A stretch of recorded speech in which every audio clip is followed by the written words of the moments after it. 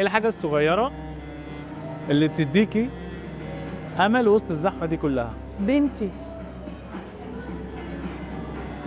من بنتي. بنتي إنسانة، كائن عنده 9 سنين ماشي على الأرض تحركه. أنا بتحرك كل ما أبص في وشها وأشوفها قدامي هتبقى آنسة هتكبر، كتلة حماس وشعلة متوهجة جوايا.